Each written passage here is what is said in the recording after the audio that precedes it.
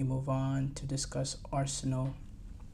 They defeated Manchester United, and look, I have to say, first of all, when I originally saw the lineup drop for Manchester United, I was interested. Um, a lot of United fans were frustrated at the lineup with the inclusions of Terrell Malacia, left wing back, having to go up against Bukayo Saka. Malacia, that hasn't really played much football in a very, very long time now. And then you know just the overall shape of it, not, it's a team that wasn't going to be able to create that many opportunities because, well, there's two attacking players on the pitch, or two forward thinking players. Mason Mount, yeah, he's an attacking player or so, but it's not someone that gives you much going in behind, and he wants to find little pockets to be deadly. But he's more of a midfield player in his nature. The only players looking to go in behind is Garnacho and Højlund. And we saw in that first half, they really struggled to get in behind. And they really, really struggled to create anything. Manchester United did. And I'm not blaming Amorim. He's still adjusting and he's trying to figure out his team and all that. And it is a transition. It is difficult.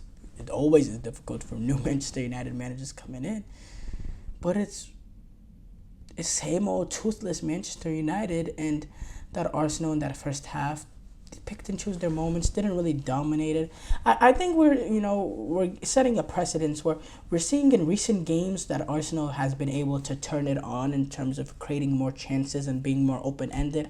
But I think Mikel Arteta has almost developed this philosophy against teams with more quality.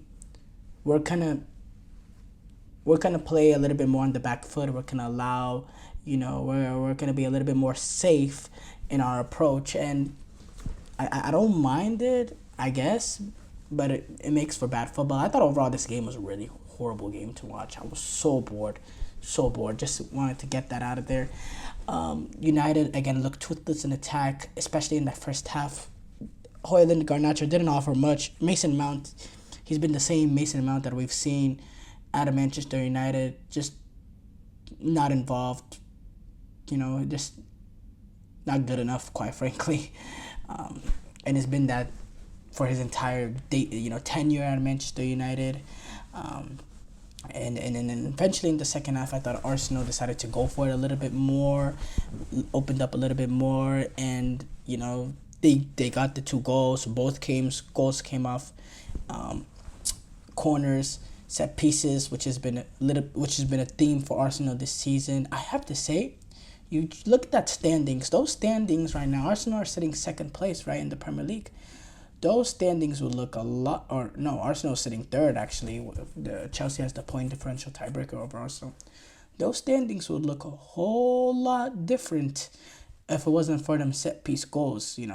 This game came off a set piece. The game against Tottenham, they won that game on a set piece.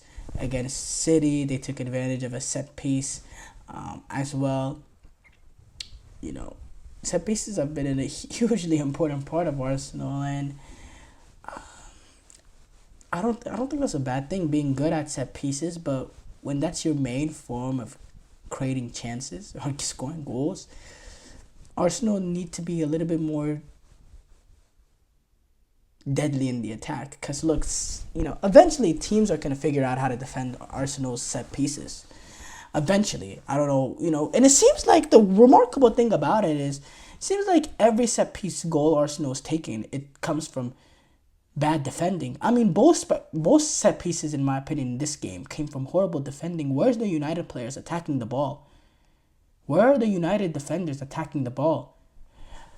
The defenders have a responsibility in that as well. But yeah, but apart from set pieces, I didn't think Arsenal really threatened much other than that. I don't think they didn't even have that many clear-cut opportunities other than that, especially in that first half. I thought in the second half, once they turned it on a little bit, there was a few chances here and there. I think Martinelli had a half chance. And United also had an opportunity to level it after the initial goal from Tumblr with a set piece of their own. But Raya had a really, really good save. And, that could be the difference sometimes in these games. One set piece goes down for Yuri and Timber. The other one, it's a fingertip save, and it's, inches away from a completely different game. And that's the fine margins of football. And yeah, with the fine margins of football, with the fine margins of football, that really is the difference. And yeah, I just think Arsenal, they need to be more expansive if they want to really be in it. I still think the Premier League, in terms of winning the Premier League, is going to be a little bit difficult with the way Liverpool is looking. And I'm still not ruling out Manchester City, and we know Arsenal are almost allergic to winning trophies. But no, I've been really, really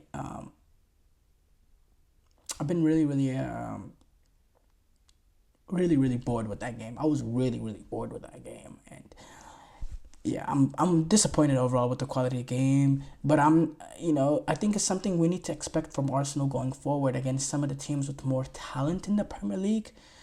They're kind of be more pragmatic rather than aggressive, which I don't mind if Mikel Arteta seems that's the most efficient way to win titles. You see how Liverpool look this season compared to last season? Don't think there's a different, and I'm not saying by any means Slot is a better coach than Jurgen Klopp. No, hell no. But what I am saying is this Liverpool team is a little bit more balanced. Under Klopp, they're going 99 miles per hour from minute 1 to minute 90. Sometimes that's just unsustainable unless you have that crazy Liverpool teams that Jurgen Klopp had earlier in his tenure. I think with Arne Slot right now, they're more balanced. And I'm not saying they're pragmatic, but they're definitely not that heavy metal 99 miles per hour from minute 1 to minute 90 Liverpool under Klopp. And I think that gives them a better chance to compete this season. And we're seeing dividends of that with how the Premier League standings looks right now. But by the way, they dropped points too, so that's interesting as well. They dropped points to Newcastle. But thank you guys, though, for tuning into the GSMC Data Ball Sports Podcast, brought to you by the GSMC Sports Network. Your support means a lot to us, so please remember to subscribe to the show and leave a positive review.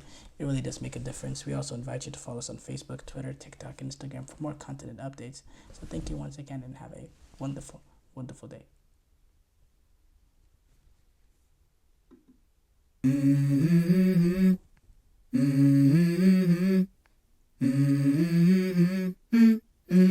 Let's go.